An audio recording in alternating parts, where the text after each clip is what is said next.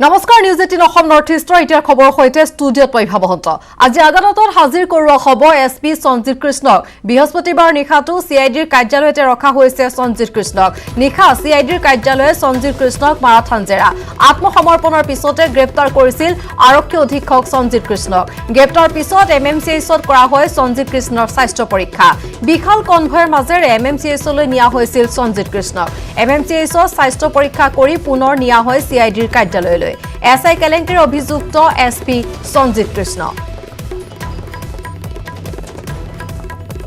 পুনৰবাৰ জনা বিচাৰিছো আজি আদালতত হাজিৰ কৰোৱা হ'ব সঞ্জিত কৃষ্ণক বৃহস্পতিবাৰে নিশা সিআইডিৰ কাৰ্যালয়তে ৰখা হয় সঞ্জিত কৃষ্ণক নিশা সিআইডিৰ কাৰ্যালয়ে সঞ্জিত কৃষ্ণক মাৰাথান জেৰা আত্মসমৰ্পণৰ পিছতে গ্ৰেপ্তাৰ কৰিছিল আৰক্ষী অধীক্ষক সঞ্জিত কৃষ্ণক গ্ৰেপ্তাৰৰ পিছত এমএমচিএইচত তেওঁৰ স্বাস্থ্য পৰীক্ষা কৰা হয় বিখাল কনভয়ৰ মাজেৰে এমএমচিএইচলৈ নিয়া হৈছিল সঞ্জিত কৃষ্ণক আৰু কালি নিশাৰ দৃশ্য আমি দেখুৱাইছো এমএমচিএইচত স্বাস্থ্য পৰীক্ষা কৰি পুনৰ সিআইডিৰ কাৰ্যালয়লৈ লৈ যোৱা হয়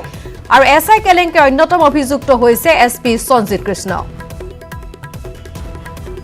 ভাস্কৰ হাজৰিকা আছে আমাৰ সৈতে ভাস্কৰে সমগ্ৰ বিষয় সন্দৰ্ভত যেহেতু আমি আৰম্ভণিৰ পৰা বাতৰি সম্প্ৰচাৰিত কৰিছো আৰু কালি যেতিয়া তেওঁ আত্মসমৰ্পণ কৰিবলৈ আহিছিল তেতিয়াৰ পৰা সমগ্ৰ দিনজুৰি আমি বাতৰি সম্প্ৰচাৰিত কৰিছো নিখাৰ ভাগলৈ তেওঁক গ্ৰেপ্তাৰ কৰা হ'ল আৰু স্বাস্থ্য পৰীক্ষা কৰা হ'ল আৰু আজি আদালতত হাজিৰ কৰাৰ কথা কোৱা হৈছে কিমান সময়ত হাজিৰ কৰা হ'ব আৰু এই সমগ্ৰ বিষয়টোত নতুন কিবা তথ্য সংবাদ মাধ্যমৰ আগত সদৰি কৰিছে নেকি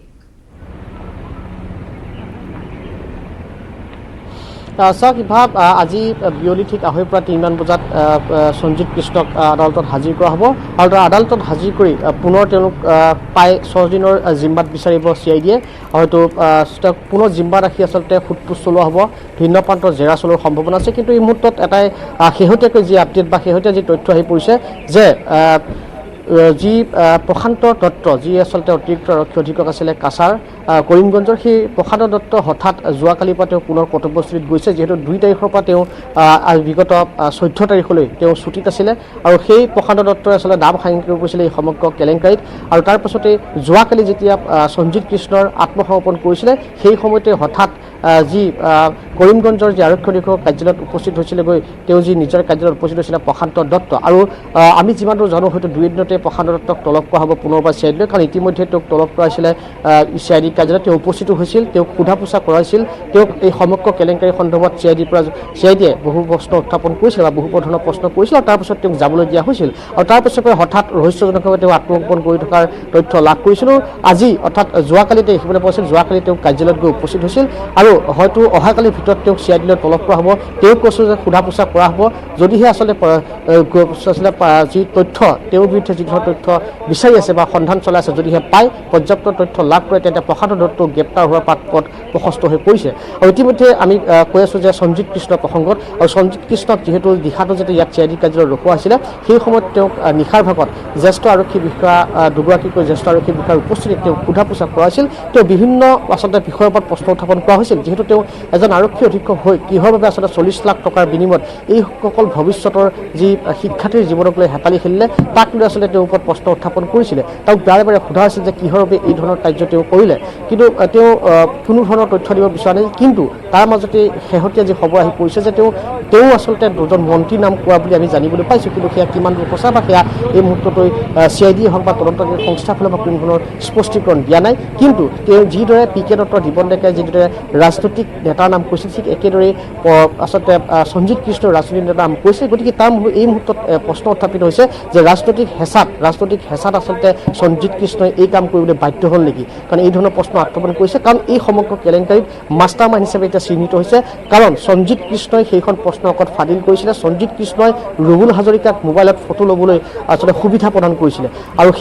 সেই তথ্য পোহৰলৈ অহাৰ পাছতে এই সমগ্ৰ কেলেংকাৰী ইতিমধ্যে মাষ্টাৰ মাইণ্ড হিচাপে চিহ্নিত কৰা হৈছে সঞ্জিত কৃষ্ণক গতিকে সঞ্জিত কৃষ্ণক আজি বিয়লি 2:30 বজাত আদালতত হাজিৰ কৰিব আৰু হাজিৰ কৰি পুনৰ তেওঁক জিম্মাত লোৱাৰ পূৰ্ণ সম্ভাৱনা আছে ইভা হয় ভাস্কৰ এই সন্দৰ্ভত আপোনাৰ জৰিয়তে আমাৰ দৰ্শকক খবৰ জনাই থাকিম ভাস্কৰে সমগ্ৰ কেলেংকাৰীৰ প্ৰসংগত আন এক খবৰ আপোনাৰ পৰা জানিব বিচাৰিছো যদি সেই সন্দৰ্ভত কিবা নতুন তথ্য আছে নাম জড়িত হৈ পৰা ব্যৱসায়ী অক্ষয় বৈদ্য তেওঁ কিদৰে বাৰে বাৰে তেওঁ যি নাটক ৰচনা কৰিছিল পথৰে মাৰৈ হস্পিটেলত তাৰ পিছত এপোলো হস্পিটেলত আজিৰ দিনটোত এই বিষয়টোত কিবা নতুন খবৰ আছে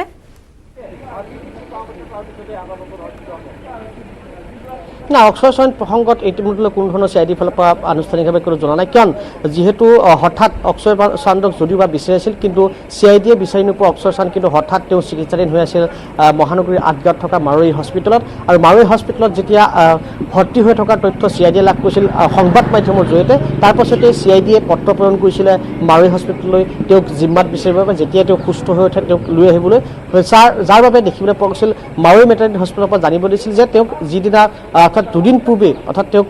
যোৱা পৰহিদিনাখন তেওঁক হস্পিটেলৰ পৰা যাবলৈ দিয়া হ'ব 11 বজাত তেওঁক ৰিলিজ দিয়া হ'ব কিন্তু ৰহস্যজনকভাৱে তেওঁক ৰিলিজ দিয়াৰ পূৰ্বে হঠাৎ তেওঁ হস্পিটেলৰ বাথৰুমত তেওঁ পিছলি পৰিছিল যাৰ বাবে তেওঁক আঘাত পাইছিল পুনৰ চিকিৎসাৰ প্ৰয়োজন হৈছিল আৰু যোৱাকালি দিনটোত অৰ্থাৎ বৃহস্পতিবাৰে দেখিবলৈ পোৱা গৈছিল তেওঁক হঠাৎ মাৰোৱাৰী হস্পিটেলৰ পৰা তেওঁক এপ'ল' হস্পিটেললৈ লৈ অনা আছিল আৰু এপ'ল' হস্পিটেলৰ কাৰ্ডিঅ'লজি ডিপাৰ্টমেণ্টত তেওঁক ভৰ্তি কৰা হৈছিল কিন্তু এই মুহূৰ্তলৈ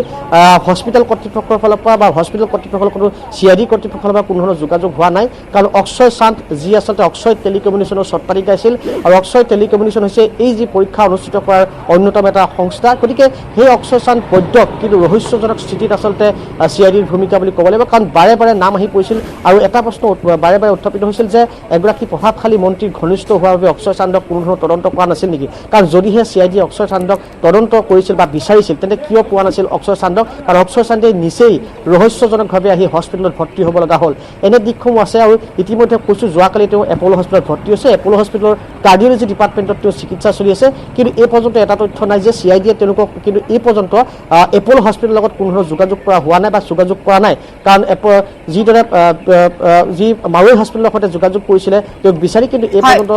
যোগাযোগ কৰা হোৱা নাই এপ'লৰ সৈতে গতিকে দেখা যাব বিয়লি ভাগলৈ হয়তো তেওঁলোকে CID দল হয়তো তেওঁলোকৰ সৈতে যোগাযোগ কৰিব বা অক্ষয় চান্দক যদি সুস্থ হৈ থাকে তাৰপিছত হয়তো অনাৰ ব্যৱস্থা গ্ৰহণ কৰিব আৰু তাৰ মাজতেই প্ৰশান্ত কুমাৰ দত্তৰ কথা কৈছোঁ প্ৰশান্ত কুমাৰ দত্তক হয়তো অহাকালিৰ ভিতৰত CIDলৈ তলব কৰাৰ পূৰ্ণ সম্ভাৱনা আছে হয় শেহতীয়াকৈ এইখিনি নতুন খবৰ আমাৰ দৰ্শকক জনাইছোঁ ভাস্কৰ লগতে কালিৰ পৰা যিহেতু সঞ্জীৱ কৃষ্ণ মাৰাথান জেৰা অব্যাহত আছে গতিকে এই জেৰাৰ পিছত কোনো এই সমগ্ৰ কেলেংকাৰীত কোনো নতুন ব্যক্তিৰ নাম পোহৰলৈ আহিছে নেকি বা নতুন কোনো প্ৰতিষ্ঠান জড়িত হৈ থকাৰ কিবা তথ্য পোহৰলৈ আহিছে নেকি নাই চাওক তদন্ত যিটো নিশাৰ ভাগত তেওঁক লৈ আহিছিলে নিশাৰ ভাগত তদন্ত চলোৱা হৈছিলে বা তেওঁ সোধপোছ চলোৱা হৈছিলে স্বাভাৱিকতে মই আকৌ কৈছোঁ ৰাজনৈতিক নেতাৰ নাম ওলাইছে কিন্তু ৰাজনৈতিক নেতাৰ নাম ওলোৱাৰ পাছত কিন্তু এই মুহূৰ্তলৈ পোৱাটো অসম্ভৱ কাৰণ ৰাজহুৱা কৰা নাই CIDৰ ফালৰ পৰা গতিকে কোনো যে ইয়াত প্ৰভাৱশালী ব্যক্তি ইয়াত সঞ্জীৱ কৃষ্ণৰ ওপৰতো আছিল সেয়া নিশ্চিত কাৰণ প্ৰভাৱশালী ব্যক্তিৰ হেঁচাতে যে সঞ্জীৱ কৃষ্ণই এই কাম কৰিবলৈ বাধ্য হৈছিল সেয়া কিন্তু নিশ্চিত কাৰণ এটা কম এমাউণ্ট কাৰণ এজন আৰক্ষী অধীক্ষকৰ বাবে 40 লাখ টকাটো এটা বহুত টকাৰ আচলতে এমাউণ্ট নহয় গতিকে তেনে ক্ষেত্ৰত ৰাজনৈতিক হেঁচাত পৰি যে সঞ্জীৱ কৃষ্ণই এই কাম কৰিছিল সেয়া নিশ্চিত কিন্তু কথাটো হৈছে তদন্তৰ কিমান দূৰলৈ যাব নাযায় তদন্তৰ আচলতে কিমান দূৰলৈ যাব কিমান ওপৰলৈ যাব সেয়া আটাইতকৈ ডাঙৰ বিষয় কাৰণ সঞ্জীৱ কৃষ্ণই মুখ খুলিলেও সেই তদন্ত প্ৰক্ৰিয়া কিমান দূৰলৈ যাব পাৰে বা ৰাজনৈতিক যিহেতু নাম কৈছে সেই ৰাজনৈতিক ব্যক্তি আচলতে তদন্ত নিশ্চয় কাৰণ ভাস্কৰ আমি যদি চাওঁ সঞ্জীৱ কৃষ্ণৰ পূৰ্বে PK দত্ত আৰু দিবন ডেকাই বিশেষতঃ দিবন ডেকাই দুগৰাকী বিশেষ প্ৰভাৱশালী ৰাজনৈতিক ব্যক্তিৰ নাম উল্লেখ কৰিছিলে প্ৰভাৱশালী মন্ত্ৰীৰ নাম উল্লেখ কৰিছিলে কিন্তু যেতিয়া সংবাদ মাধ্যমৰ পৰা এই সন্দৰ্ভত আৰক্ষীক প্ৰশ্ন সোধা হয় নিশ্চয় আপোনাৰ মনত আছে ভাস্কৰজ্যোতি মহন্তই কৈছিলে যে তদন্তৰ খাতিৰত আমি নাম বহুতৰে ওলাব পাৰে কিন্তু সেইসমূহ আমি এতিয়া ৰাজহুৱা কৰিব নোৱাৰো কিন্তু আৰম্ভণিৰ পৰা একেটা প্ৰক্ৰিয়া দেখা পোৱা গৈছে পূৰ্বেও দিবন ডেকাই যেটা নাম লৈছিল তেতিয়া সেই সন্দৰ্ভত কোৱা হোৱা নাছিল আৰু এতিয়া সঞ্জীৱ কৃষ্ণই যদিও কৈছে আপুনি উল্লেখ কৰিছে এটা গুৰুত্বপূৰ্ণ প্ৰসংগ যে কেৱল টকাৰ বাবে কেলেংকাৰী নহয় ইয়াত আৰু বহু কাৰণ থাকিব পাৰে যেটো ৰাজনৈতিক শক্তিৰ হেঁচাৰ এক প্ৰসংগ ইতিমধ্যে আপুনি উল্লেখ কৰিছে চাওক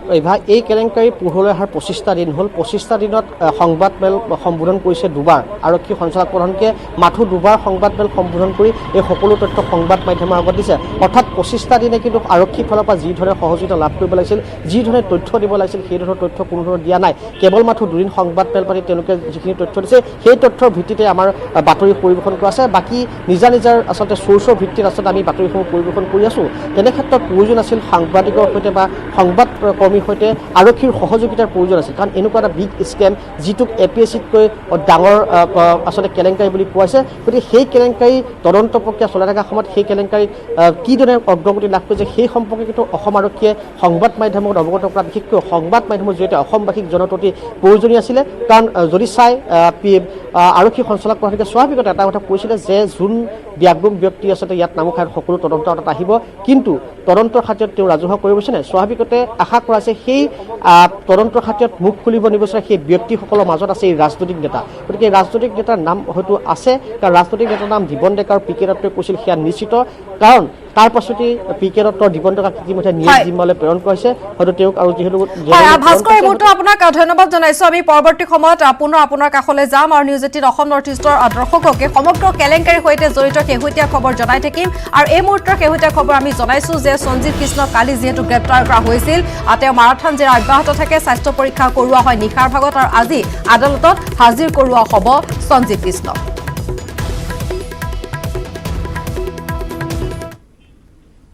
আগুৱাইছে পৰৱৰ্তী খবৰলৈ উত্তৰ গুৱাহাটীৰ ৰজাদুৱাৰ বৰগড় কালী মন্দিৰত সংঘটিত হৈছে এক চুৰিকাণ্ড নিশা চোৰে লুটিলে মন্দিৰৰ বিভিন্ন মূল্যৱান সামগ্ৰী প্ৰৱেশদ্বাৰ ভাঙি মন্দিৰত সোমাল চোৰ এই চুৰিকাণ্ডত জড়িত সন্দেহত এজনক আটক কৰা হৈছে ৰাইজে আৰক্ষীক গতাই দিলে চোৰটোক চোৰে ডাষ্টবিনত পেলাই থৈ গৈছিল মন্দিৰৰ পৰা চুৰি কৰা সামগ্ৰী এদিন পূৰ্বে ওচৰৰ এটা পৰিয়ালত হৈছিল চুৰিকাণ্ড আৰু তাৰ পিছত পুনৰ মন্দিৰত কালি সংঘটিত হৈছে এই চুৰিকাণ্ড উত্তৰ গুৱাহাটীৰ ৰজাদুৱাৰ বৰগড় কালী মন্দিৰৰ চুৰিকাণ্ড নিশা চোৰে লুটিলে মন্দিৰৰ বিভিন্ন মূল্যৱান সামগ্ৰী প্ৰৱেশদ্বাৰ ভাঙি মন্দিৰত সোমাল চোৰ চুৰিকাণ্ডত জড়িত সন্দেহত এজনক আটক কৰা হৈছে ৰাইজে আৰক্ষীক গতাই দিলে চোৰটোক চোৰে ডাষ্টবিনত পেলাই থৈছিল মন্দিৰৰ পৰা চুৰি কৰা সামগ্ৰী এদিন পূৰ্বে ওচৰৰ এটা পৰিয়ালৰ হৈছিল চোৰ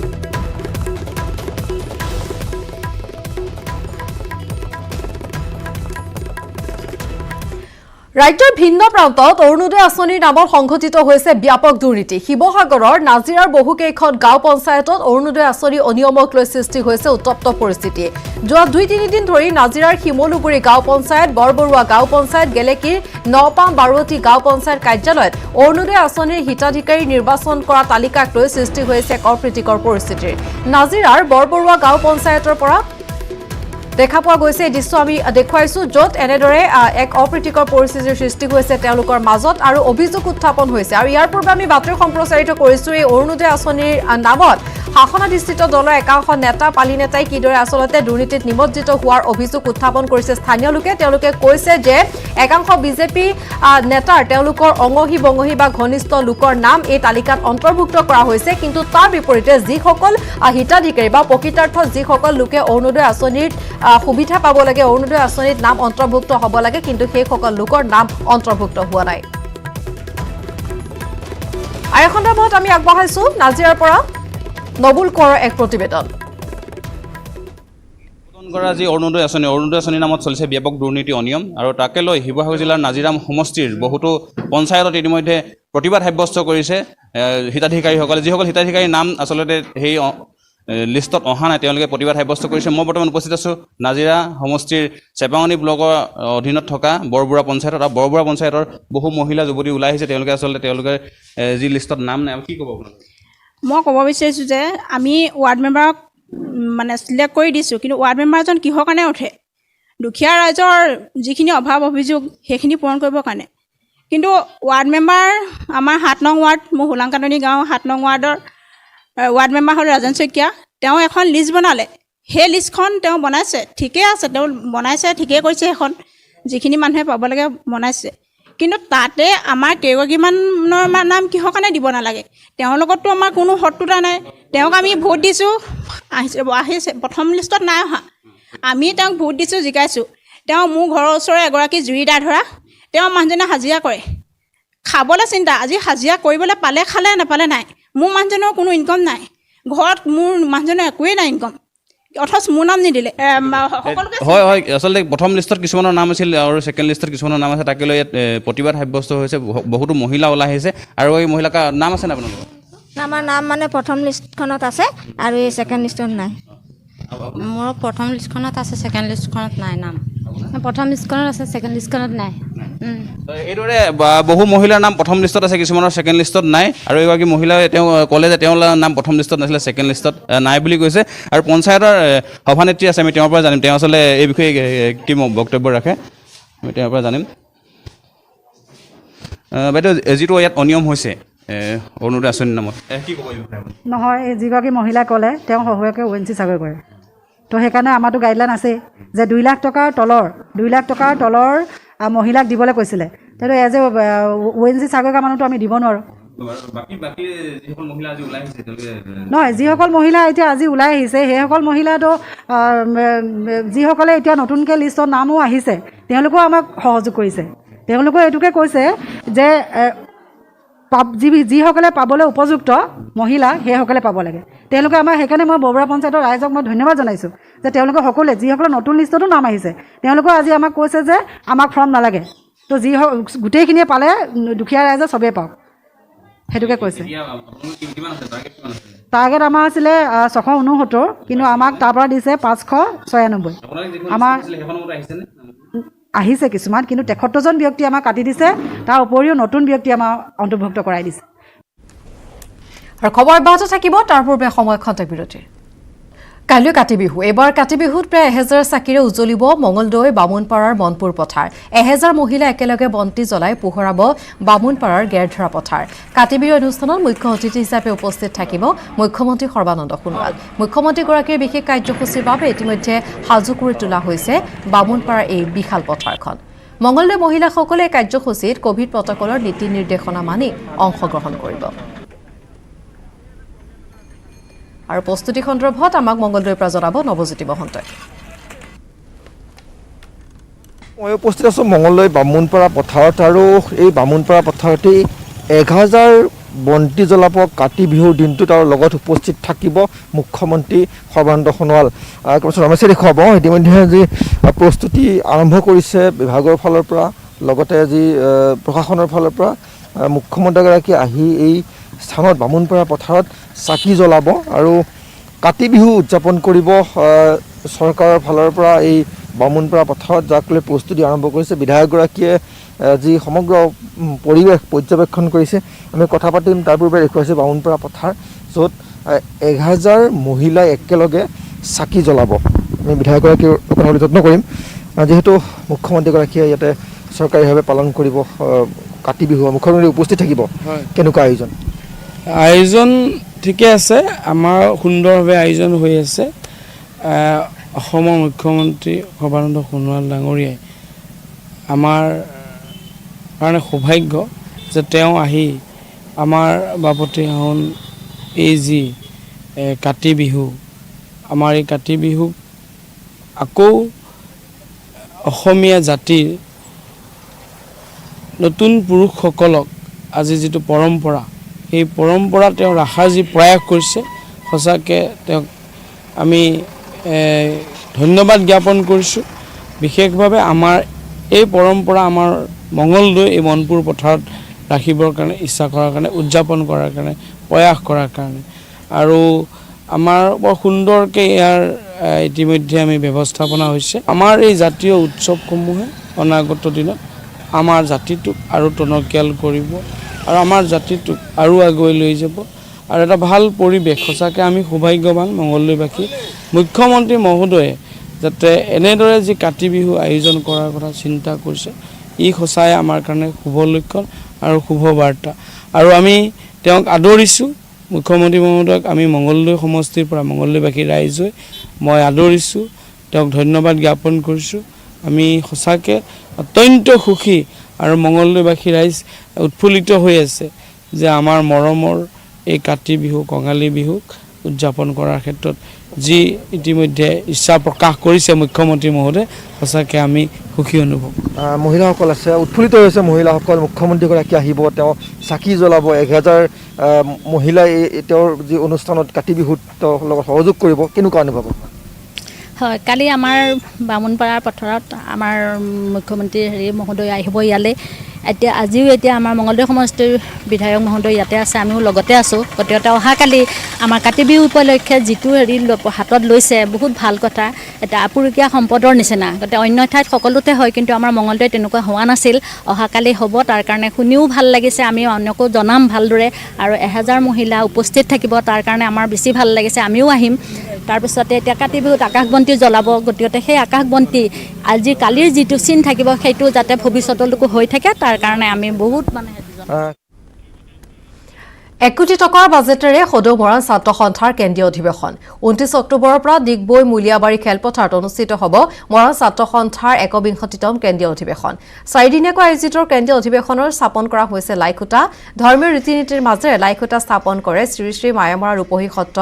মামৰণি সত্ৰাধিকাৰ মনোজ কুমাৰ মহন্তই অনুষ্ঠানত বিশিষ্ট অতিথিৰূপে অংশগ্ৰহণ কৰে ডিগবৈ বিধায়ক সুৰেন ফুকনে 1 কোটি টকাৰ বাজেটেৰে আয়োজিত অধিৱেশনত অংশগ্ৰহণ কৰিব মুখ্যমন্ত্ৰী সৰ্বানন্দ সোণোৱাল বিত্তমন্ত্ৰী হিমন্ত বিশ্ব শৰ্মাৰ লগতে কেইবাগৰাকীও ৰাজনৈতিক নেতাই সদৌ মৰাণ ছাত্ৰ সন্থাৰ 1বিংশতম কেন্দ্ৰীয় অধিৱেশন অহা 29, 30, 31 অক্টোবৰ আৰু 1 নৱেম্বৰ 2020 তাৰিখে ডিগবৈ মলীয়াবাৰী স্থিত বড়োচা সমন্বয় ক্ষেত্ৰত বিস্তৃত 4 দিনীয়া কাৰ্যসূচী অনুষ্ঠিত হ'ব ইয়াতে অসম তথা উত্তৰ পূৰ্বাঞ্চলৰ বিভিন্ন জাতি জনগোষ্ঠী দল সংগঠনৰ নেতৃবৃন্দৰ উপৰিও বিভিন্ন জাতি জনগোষ্ঠী আৰু সাংস্কৃতিক দলসমূহৰ সমাহাৰ ঘটিব আৰু আমি এই অধিৱেশনখন এখন অতি বিশেষ অধিৱেশন ইয়াত অনুষ্ঠিত হ'ব এইখনত কেইবাটাও অসমৰ বিভিন্ন জ্বলন্ত সমস্যাবিলাকৰ সম্পৰ্কত ইয়াত আলোচনা হোৱাৰ উপৰিও মৰাণ জনগোষ্ঠী জনজাতিকৰণ আৰু ষষ্ঠ অনুসূচীভুক্ত স্বায়ত্তশাসনকে ধৰি বিভিন্ন বিষয়বিলাক ইয়াত আলোচনা হ'ব আৰু গুৰুত্বপূৰ্ণ সিদ্ধান্ত গ্ৰহণ হ'ব আমি ভাবোঁ যে সদৌ মৰাণ ছাত্ৰ সন্থাৰ ইতিহাসত এখন অন্যতম গুৰুত্বপূৰ্ণ অধিৱেশন আৰু খবৰ অব্যাহত থাকিব পুনৰ সময় হৈছে খন্তেক বিৰতি নিউজ ফ্ল্যাশ আগবঢ়াইছে অজন্তা শুজ এইটো সপ্তাহৰ দাদাৰ পছন্দ